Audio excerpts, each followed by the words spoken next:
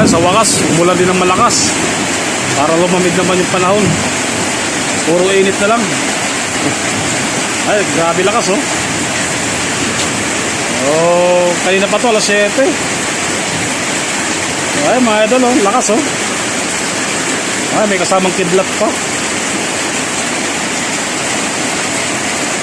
Ay, grabe.